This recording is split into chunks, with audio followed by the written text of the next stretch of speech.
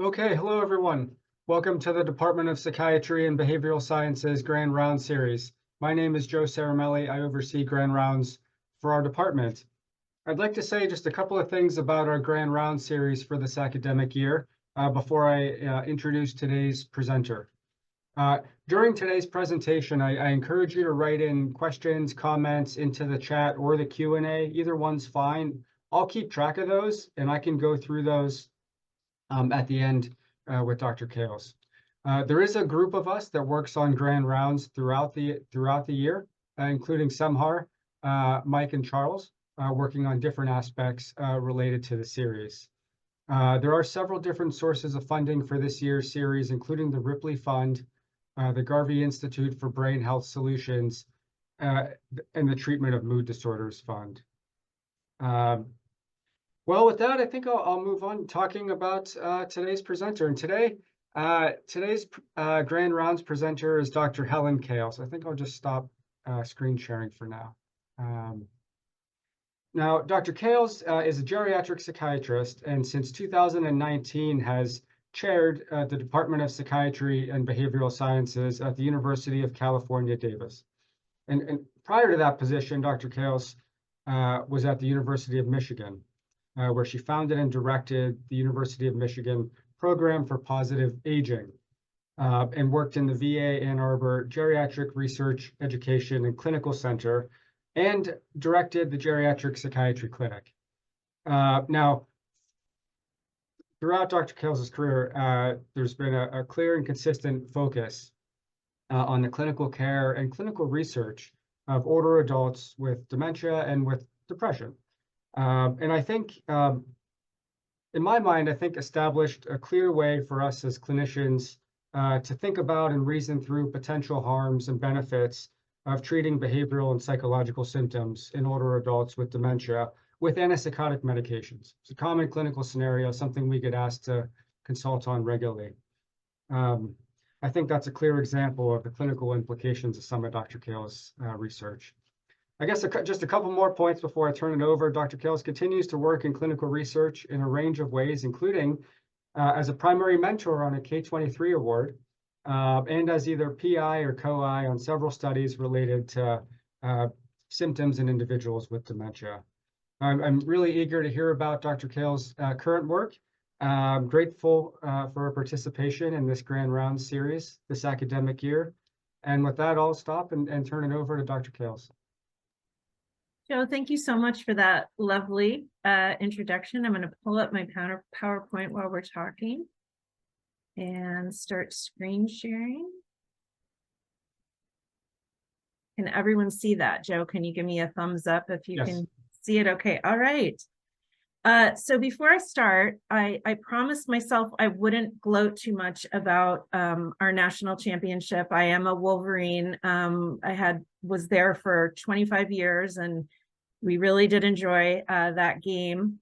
But I want to tell you that you guys are winners in a different way. Number one, you have a really wonderful department run by a friend, Jürgen. And number two, I have a personal connection in that my daughter, Tasia, who is applying for residency programs, was not interested in applying to my program, but has applied to yours. So you really do have a different kind of recruitment and winning going on within your own work.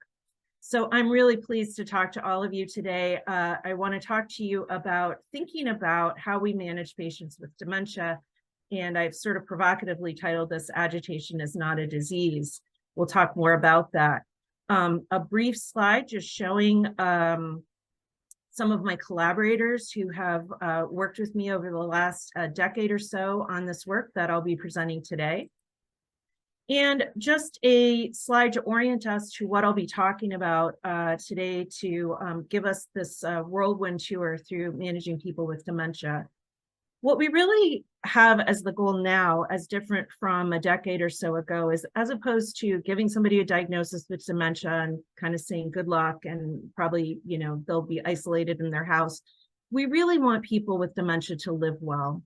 And one of the things that prevents families and people with dementia from living well are behavioral and psychological symptoms. So we'll talk about those. And part of the issue there is that in our country, if Washington State is anything like California or Michigan, where I was before, we lack a coordination of resources outside of academic medical centers. We lack personalization and precision of our care, and we have a workforce that is largely without specialized training. We advanced the DICE approach, as Joe has kind of alluded to, as a framework for thinking about and training caregivers in ways to brainstorm and manage behavioral symptoms of dementia.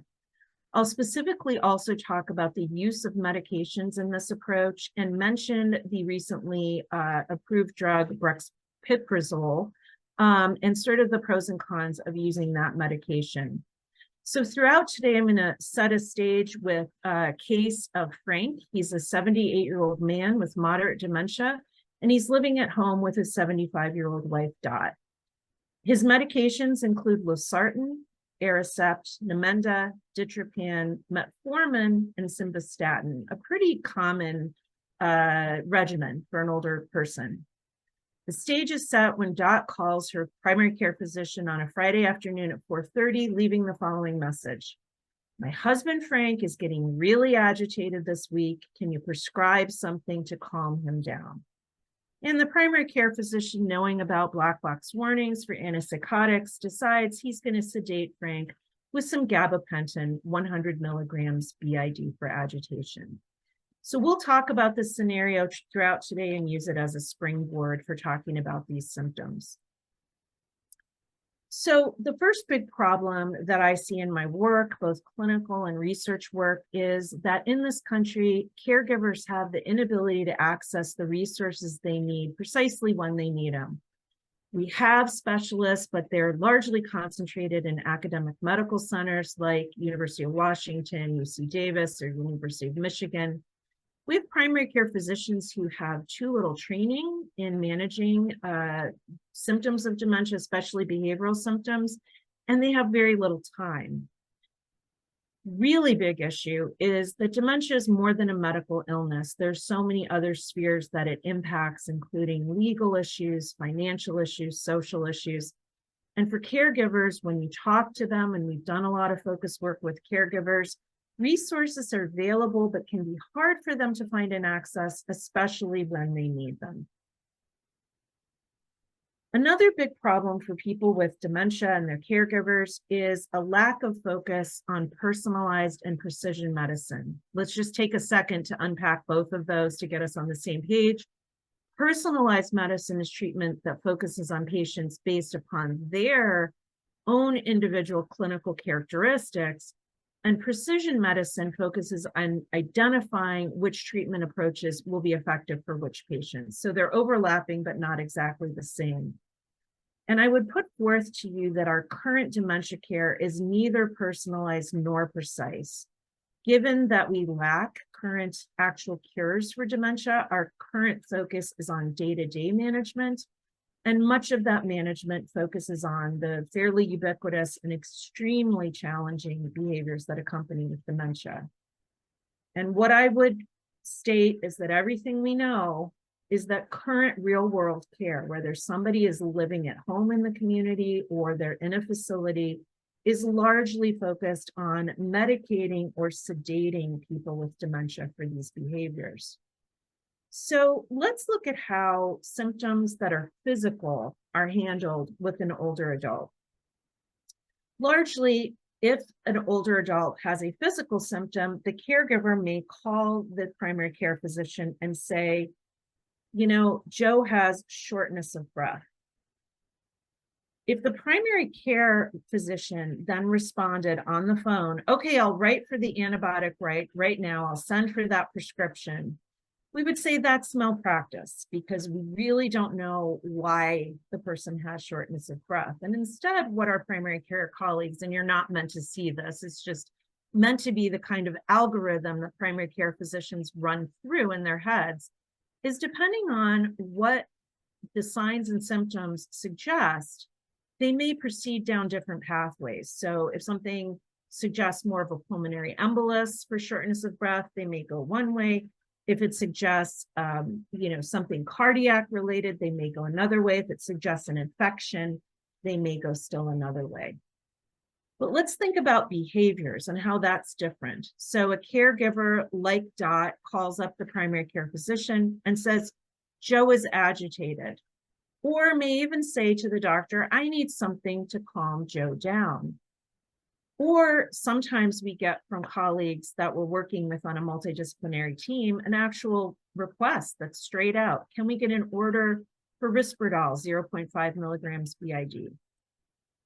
And often what happens in practice, as opposed to the example with a shortness of breath, is the physician will say, well, I'll write for that right now.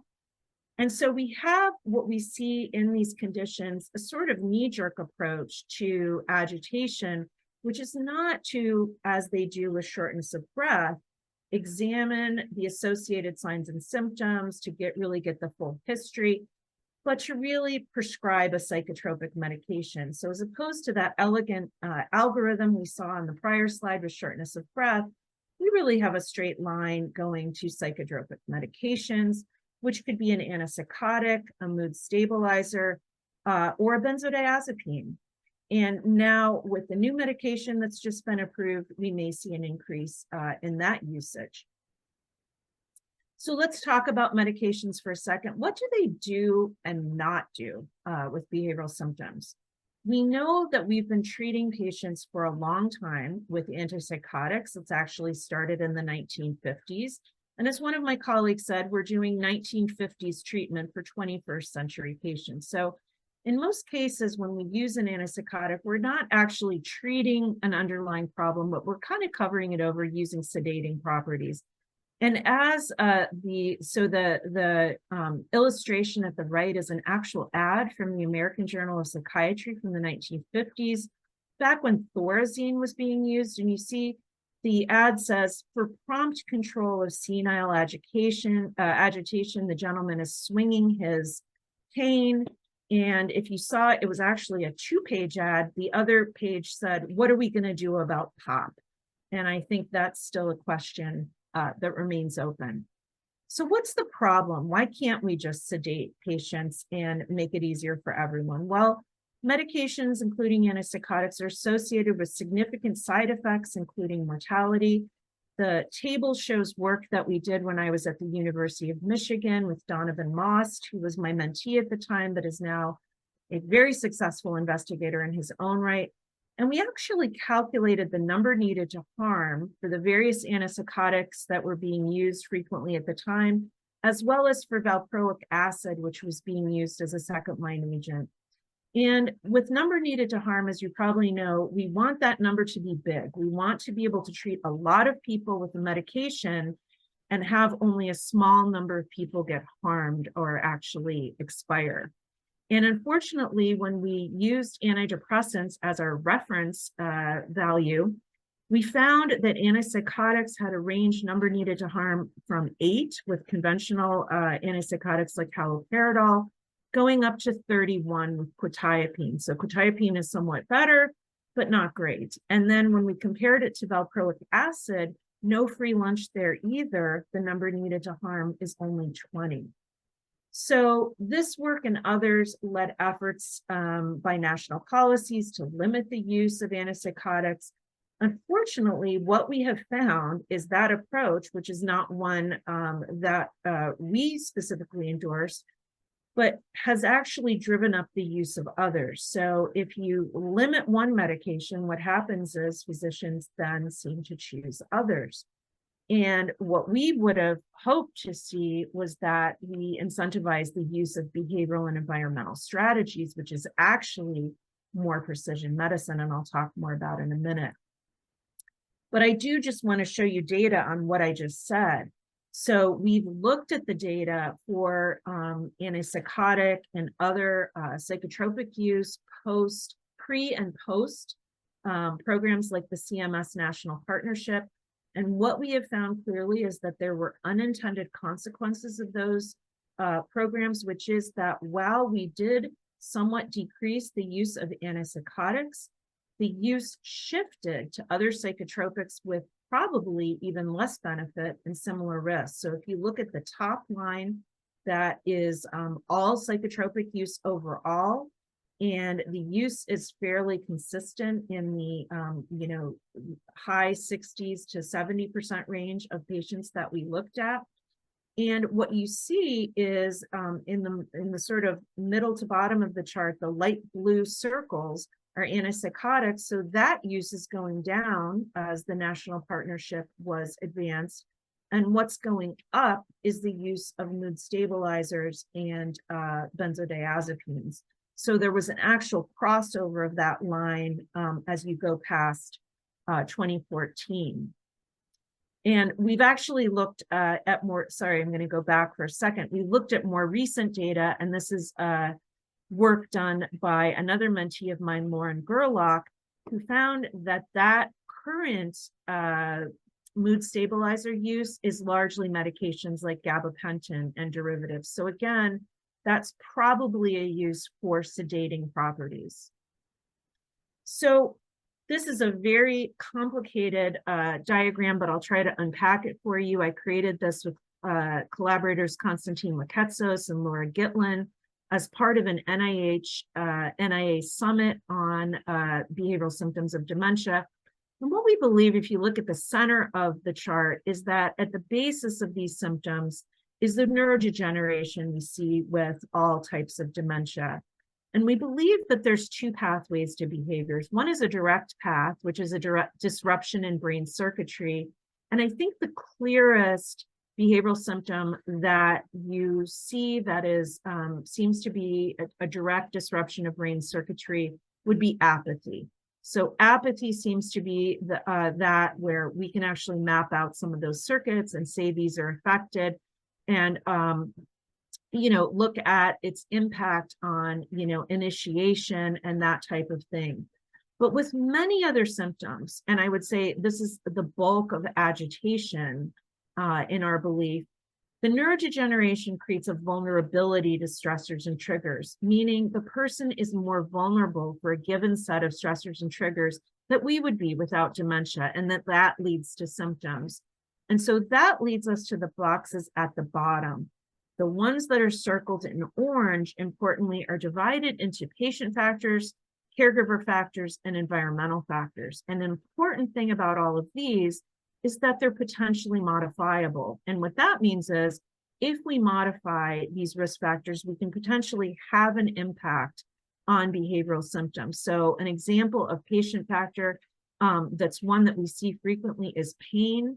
If somebody is having a behavioral symptom of agitation or aggression because of pain, if we simply give an antipsychotic or another medication to, quote, treat that, we're not necessarily treating the underlying condition of pain, and we're missing that in our diagnosis, and we're missing that opportunity to treat and manage it.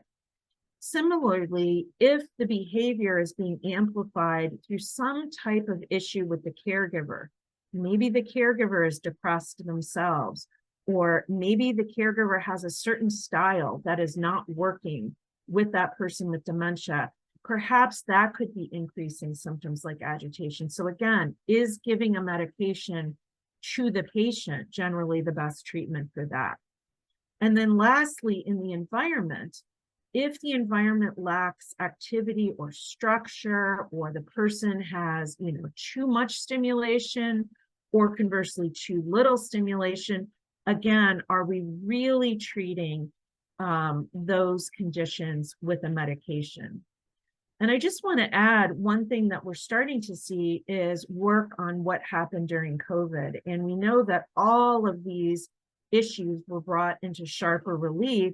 And we saw what happened during COVID, which was the disruption in people with dementia's social routine, the loss of outlets and activities, loss of peer group due to the virus, disruptions in clinical services, and increased anxiety in both people with dementia and their caregivers for being in high-risk groups. And so we know that there appears to have been both an increase of symptoms during COVID, as well as a concomitant increase in the use of psychotropic medications. It'll be interesting to see whether that medication use is sustained or whether it comes down as we emerge into more of an endemic situation. So again, as I'm talking, one of the things I want you to be thinking about, given these, what we call the triad, person with dementia, caregiver, and environmental factors going on, does it make sense that we sort of knee-jerk a lot of times treat people with dementia with the medications on the right? This is just backed up with some work from colleagues recently in London that I work with on the Lancet panel. And this was from their recent trial of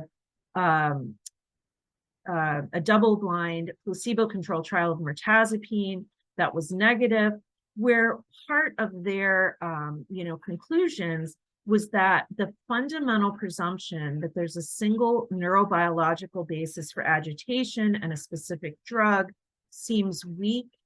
And their conclusion, similar to ours, is that using non-pharmacologic interventions that first look at underlying causes and then tailor the response first line, such as our DICE approach, is really recommended as best practice. So let's talk for a minute about the newest drug. This is the first drug that has been approved by the US FDA for agitation and dementia, first antipsychotic to be approved. And it is somewhat controversial. I will just try to keep it brief, and if there's more questions, we can talk during the Q&A. But here are some of the issues that a number of us in the field see with the approval. The studies used to underlie the approval used an expanded definition of agitation that was based on the Cohen-Mansfield criteria. These are criteria that were never meant to be used in drug trials. They're inherently meant to pick up on behavior and be very, very sensitive. In the second trial, they actually added the criteria of agitation, which I would put forth is a bit different than, aggression, which is different than agitation. So that was interesting. The bulk of the study population were actually recruited from sites outside the US and were fairly homogeneous. There were many sites from Eastern Europe, and so they were largely white.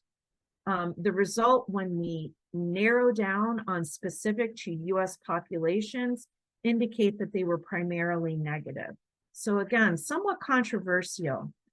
Prior studies that had been submitted to the FDA in both risperidone and aripiprazole actually indicated greater efficacy for agitation using more restricted criteria, but they did not receive an FDA indication at the time because the conclusion was agitation was too vague of a syndrome.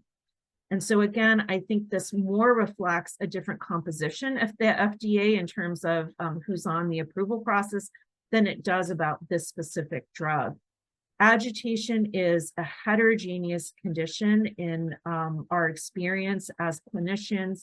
And again, many things that cause agitation seem to be things that are somewhat modifiable as opposed to a, quote, neurobiological cause. So the concern is that reflexive treatment with any medication, including this one, could lead to missing those underlying causes. And then the last piece that I'll leave you with is that mortality is an open question.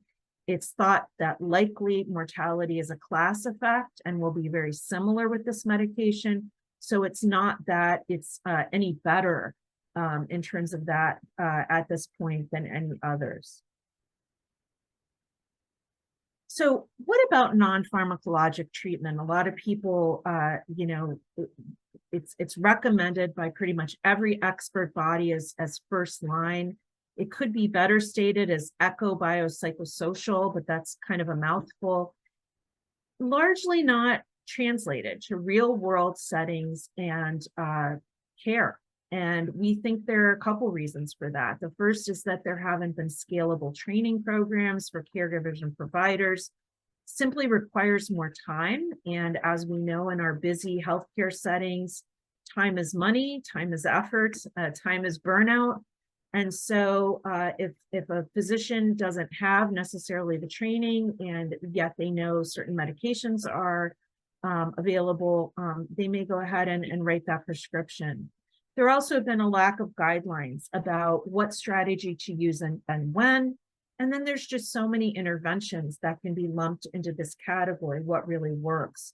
So our last big problem that we see is that there's a lack of training among caregivers and providers on how to use proven non-pharmacologic strategies to manage behavioral symptoms.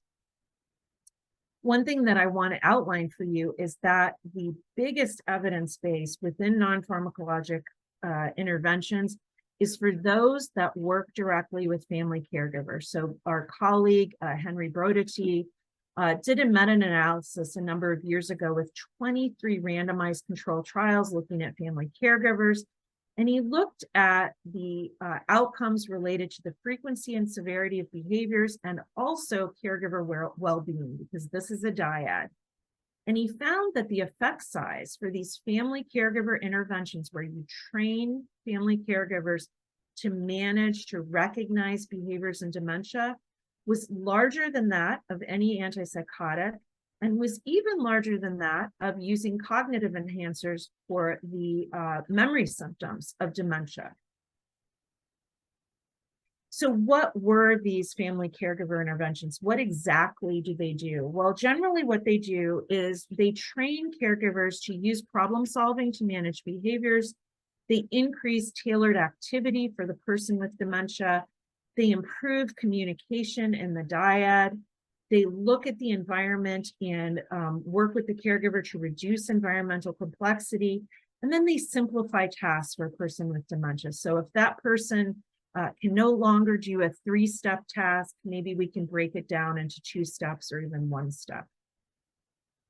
So we use this background to think about these 3 big problems: problems accessing resources, lack of precision and personalization, and a lack of training, to think about how we could solve these 3 problems with innovation, packaging, and technology.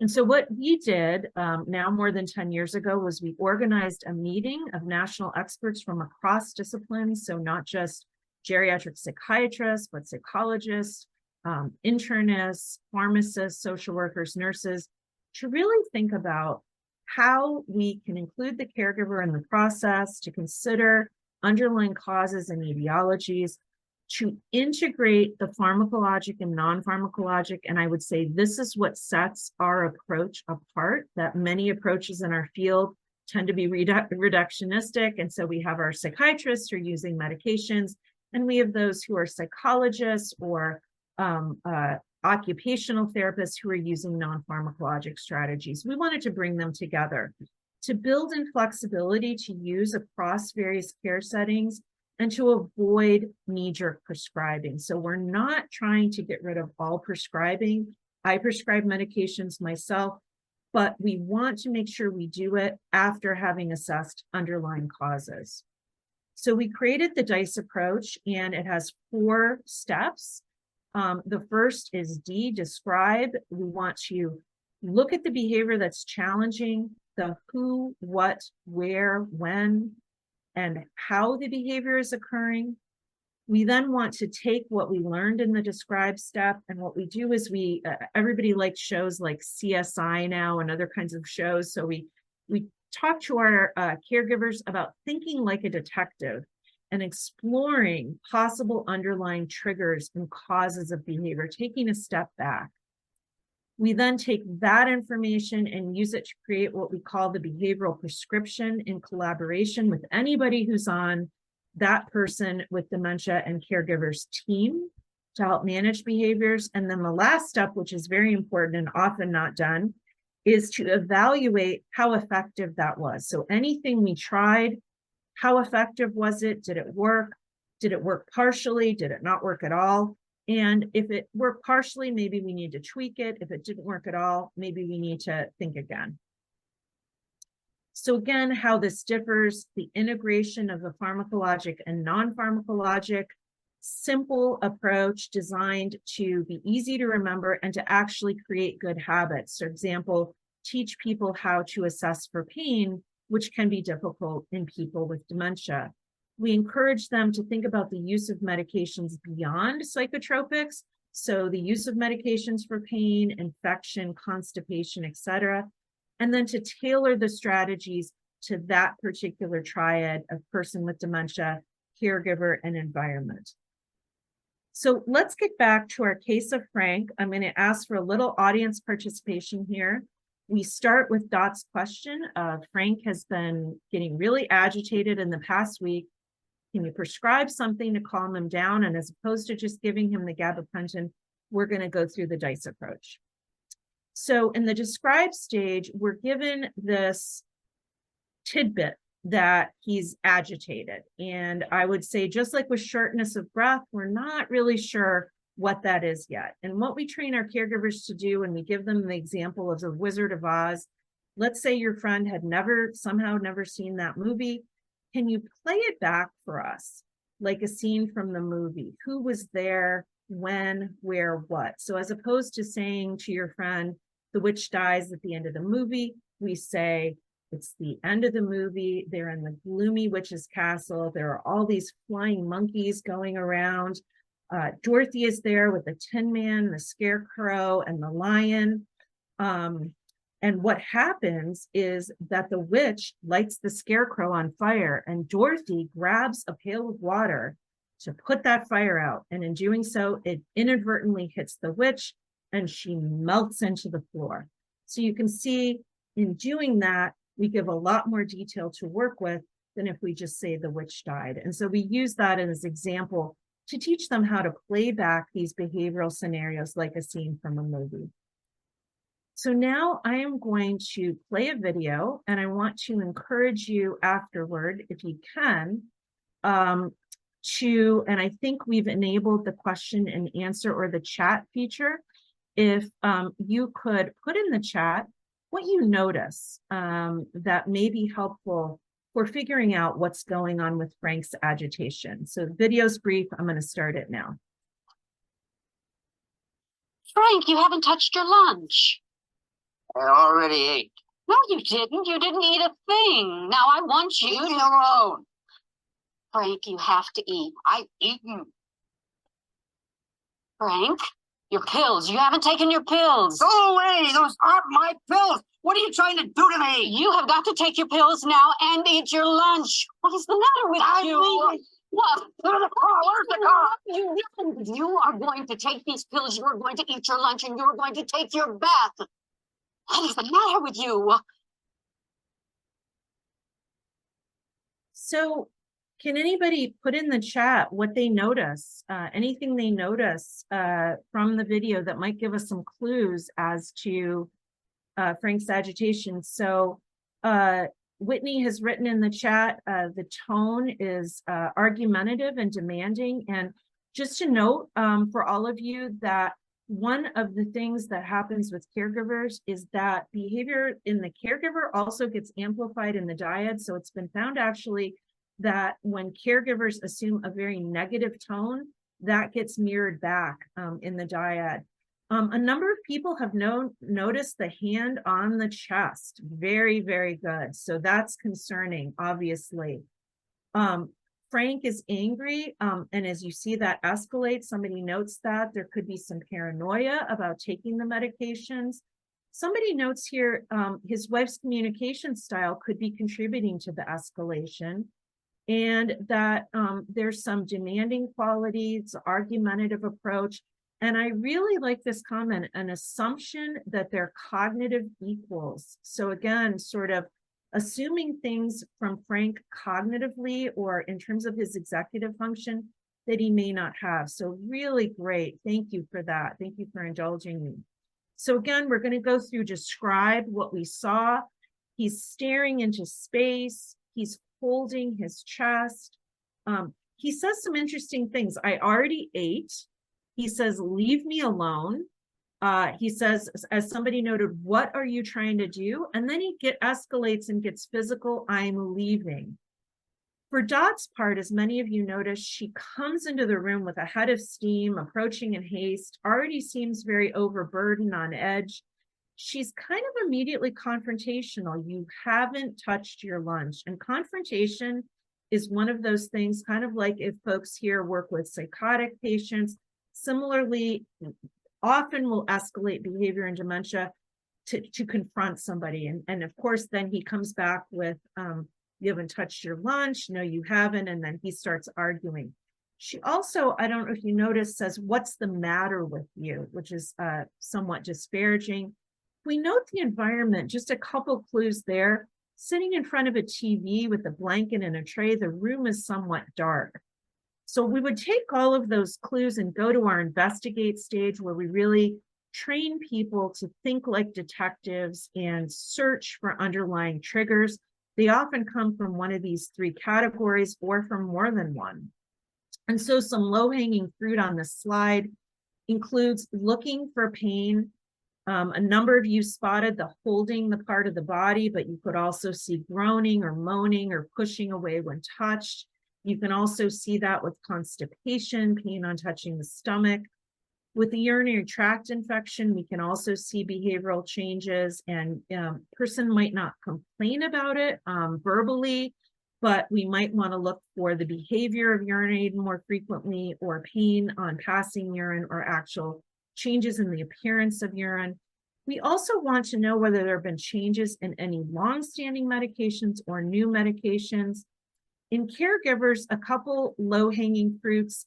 There often is with caregivers that have not had a lot of psychoeducation, the idea that the person with dementia might be doing this on purpose. You know, Dot says, what's the matter with you? Harshly reacting. And again, we're not blaming the victim. This is one of the hardest jobs out there. We're trying to have people step back, kind of like when you're parenting your children, and if it's not working, let's try something different. And so reacting harshly does not appear to be working. Let's step back and see what might work better. Somebody put expecting more than possible, feeling stressed, anxious, or depressed themselves.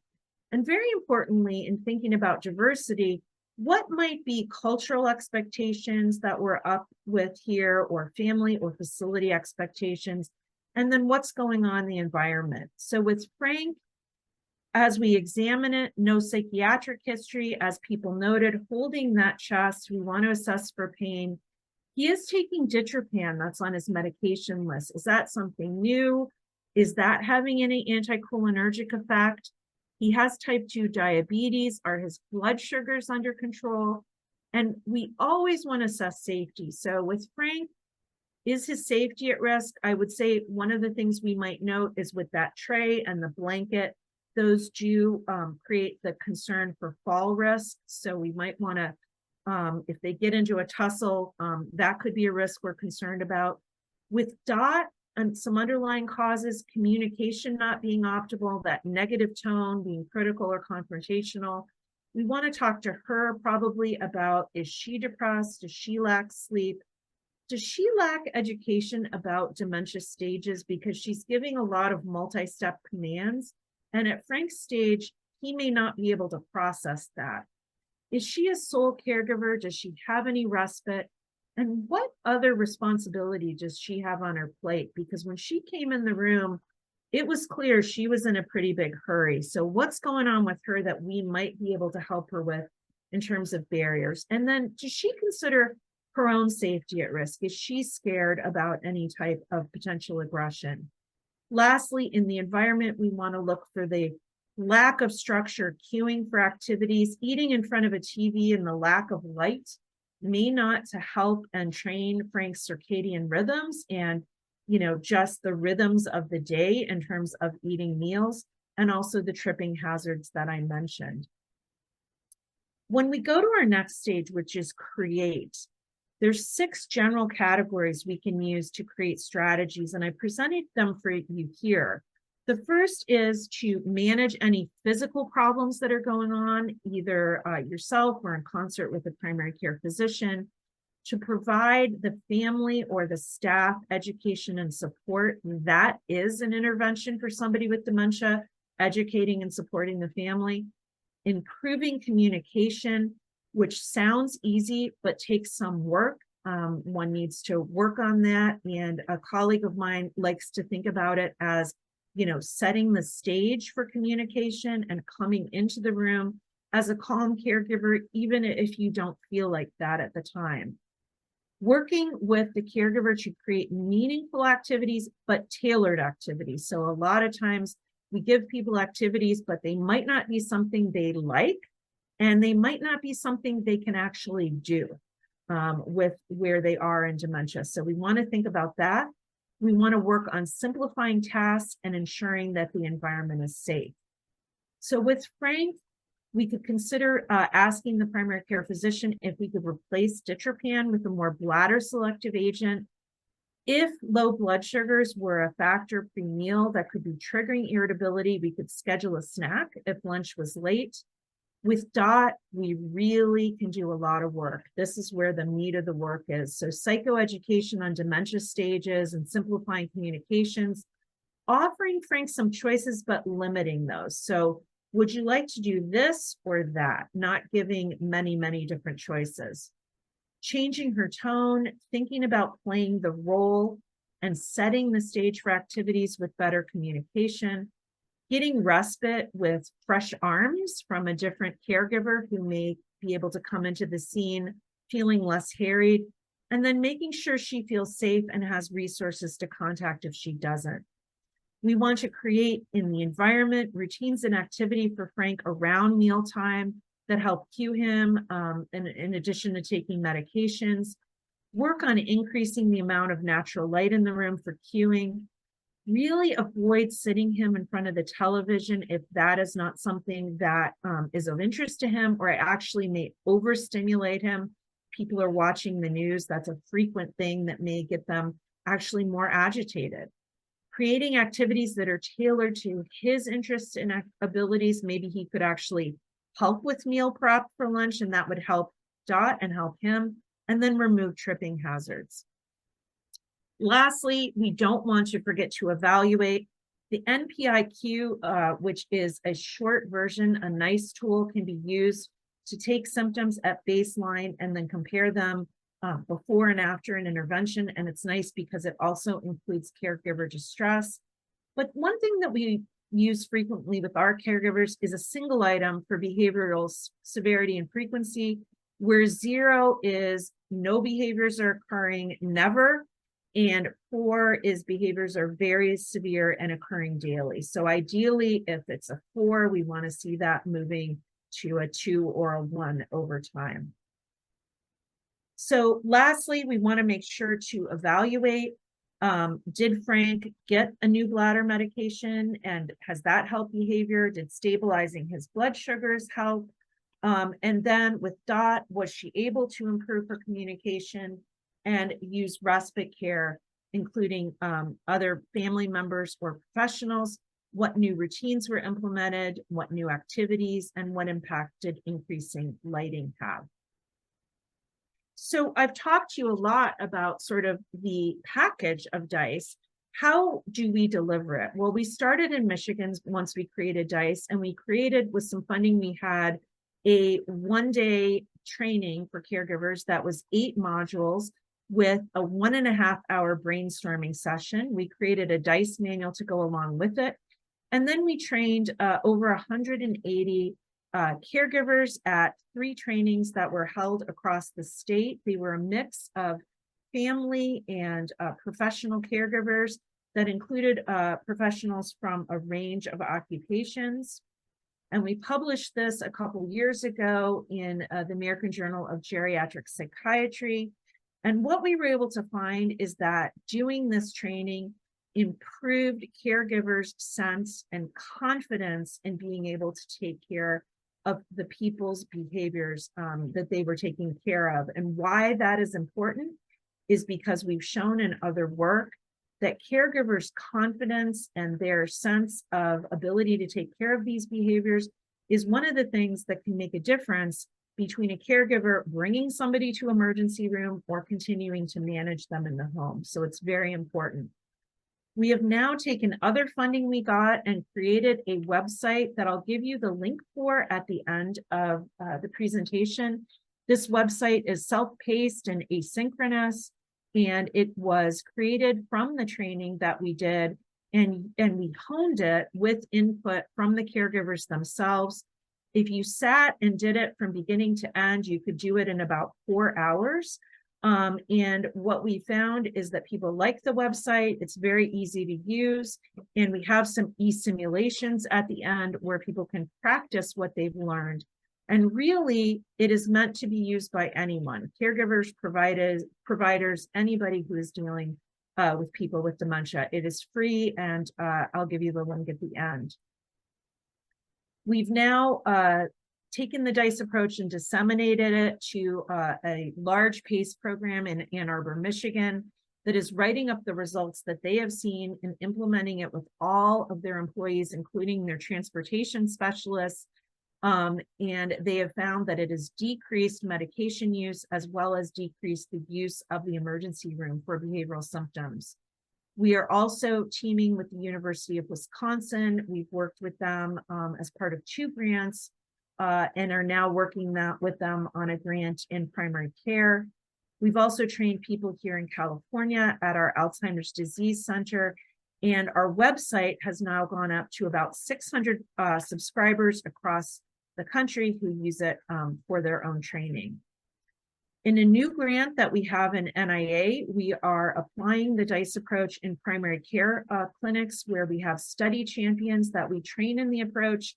And then we bolster that training with periodic meetings with a geriatric psychiatrist to ensure fidelity. We're going to be looking at the work of these champions with care partners that are working with people living with dementia. And we'll look at outcomes, including the feasibility, acceptability, psychotropic use, and healthcare utilization. Super briefly, because I know we're almost at the end of time, I just want to talk a little bit about medications.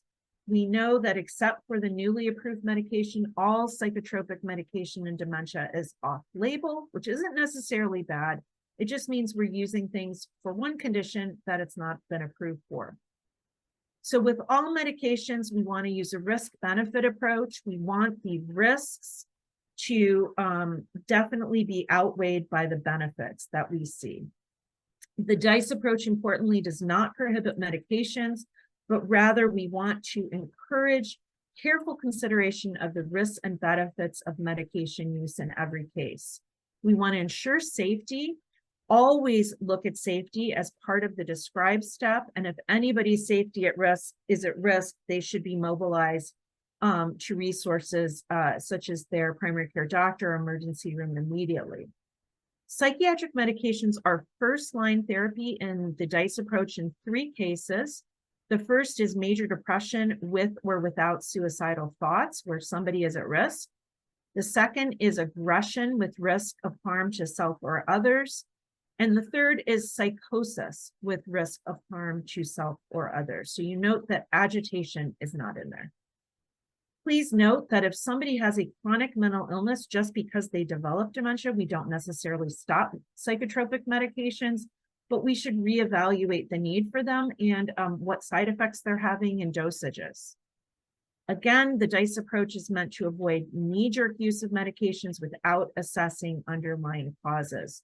That knee-jerk use can cause a worsening of symptoms, ignoring underlying causes, unnecessary sedation and side effects, and worsen quality of life. And of course, mortality studies show that it may even be associated with death. So when you use medications, be careful that you're not medicating the distress of the caregiver, the nursing staff, or even yourself. And Donovan Moss and I wrote an editorial several years ago where sometimes we feel like we're being science-based because we're using a medication that we know has a mechanism that has dopamine receptor blockade, but really think about whether that is the most evidence-based and patient-centered thing to do. And importantly, medications do not treat common symptoms of dementia like repetitive questions, wandering, unfriendliness, or poor self-care. So again, avoiding knee-jerk use of medications and targeting the use of medications, expanding our use of medications to behavior to non-psychiatric medications like pain control, antibiotics, bowel regimens, that kind of thing. And always counseling patients and caregivers never to stop medications without talking to us. This last graphic just shows in the DICE approach where we would think about using medications, and those are really about safety risk, where safety concerns are preventing a full description of behavior, a full investigation of behavior, like we can't get a blood draw or a urine sample, or there's the presence of depression, psychosis, or aggression with risk. So I think I'm going to stop there and just conclude by saying that I hope I have impressed upon you, the importance of these symptoms in people with dementia. Every day, the number of people with dementia and family caregivers is growing, and we really want people to live well and look at more innovative solutions for treating the behavioral symptoms that are so ubiquitous. So, Joe, hopefully we have a minute or so for questions, if there are any from the chat. We have a couple of minutes for questions, and I'd like to encourage others to write in questions. We do have time, and thank you, Dr. Kales, for walking through this systematic approach to evaluating, a scenario that we're sort of commonly called to evaluate in hospital settings, ambulatory settings, and so on, really across care settings. Very interesting to think about the training aspect of it as well, and ultimately the sort of numerous and individual clinical decisions about evaluation and treatment as well.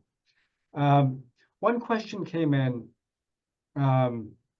regarding a trial that I'm not familiar with called the Beat It trial, Beat IT trial. I don't know about this. Maybe an effectiveness trial from what I'm gathering, but perhaps included components of DICE or DICE specifically. Is that something you could comment on about sort of lessons from that trial? So DICE, because of I believe that's one of Dr. Gitlin's trials, and what we've incorporated into DICE is a lot of the evidence from those successful trials. And one of the things that I believe that was the Beat the Blues trial. One of the things that Dr. Gitlin has found to be most successful is tailored activity. So too often we give people with dementia activity that is, as I said before, either not tailored to somebody's interests, or it's not tailored to their current abilities. And one of the things that Dr. Gitlin likes to give is somebody from one of their studies who was a fisherman, and physically he could no longer fish. So as opposed to saying, well, too bad, he can't do that. At one point, what they had him doing was actually sorting a tackle box, the flies from a tackle box without the hooks. And that really held his interest, because that was something he liked to do, as part of his fishing. And then when he got to the stage of his dementia, that he could no longer do that work, he then moved toward watching fishing videos or looking at fishing magazines. So it looks like somebody has put in the chat that they were actually talking about a different trial, and I believe that trial that they're speaking about is one that is from Holland.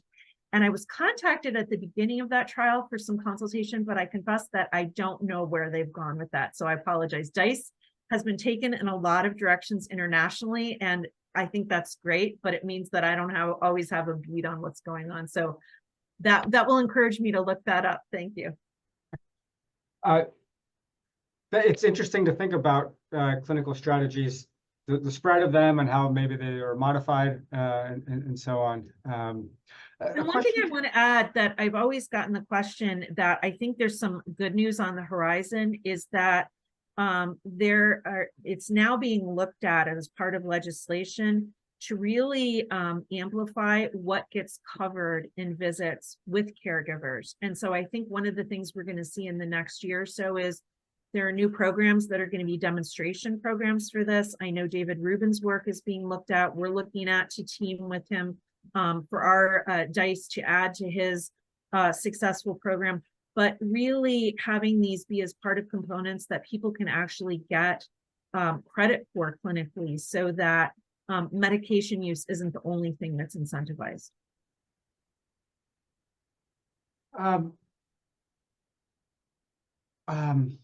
What are some of the main community resources you might suggest for caregivers? I think the Alzheimer's Association is a really great one, and looking into the local chapter for things like caregiver support groups, that can be a huge benefit. A lot of our caregivers feel very isolated.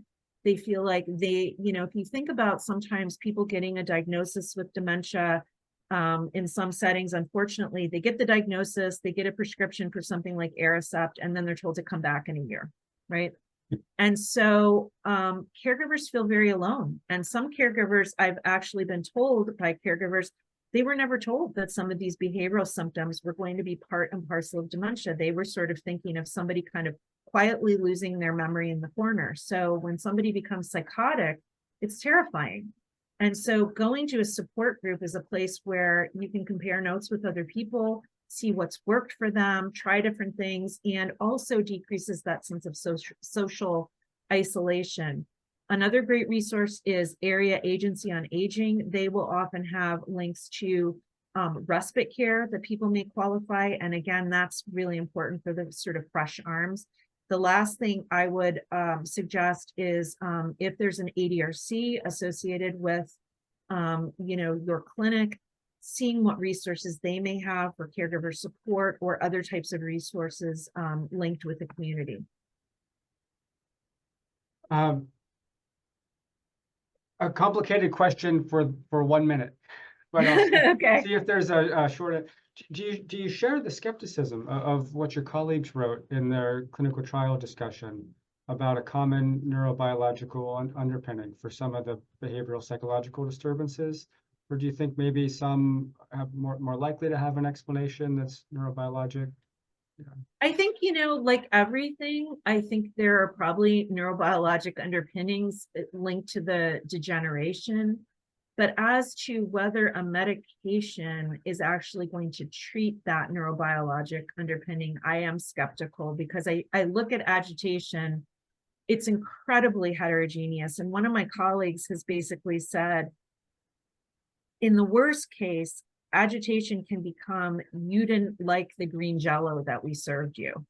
And we don't want that, right? We don't want it to be a reflection of this patient didn't do what we said, and therefore, we're in a situation where agitation is developed. I think we need to, just like shortness of breath, we would never sort of say, what are the biological underpinnings of shortness of breath? We need to unpack that. I think the biological underpinnings depend on whether it's a pulmonary embolus or a cardiac problem or something else. So I think we need to be the scientists that we were trained to be and think like that. And if somebody asked in the chat, and I know we're getting over, but this is a great discussion, about pain. I think an assessment of pain is very important to train caregivers on, so that they're always thinking about that, because that is easier to treat than a lot of things.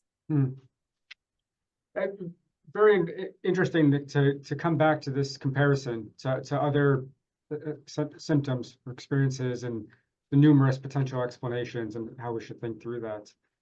You're right. There isn't a single explanation for shortness of breath. It's interesting. Very informative and helpful presentation. I think we've all learned a lot, Dr. Kales. And I want to thank you again for presenting in this Grand Round series and for presenting today. Thank you so much. It was a pleasure. I hope everyone has a wonderful day and weekend. Thank you, and good luck on your daughter's match. Thank you. All right.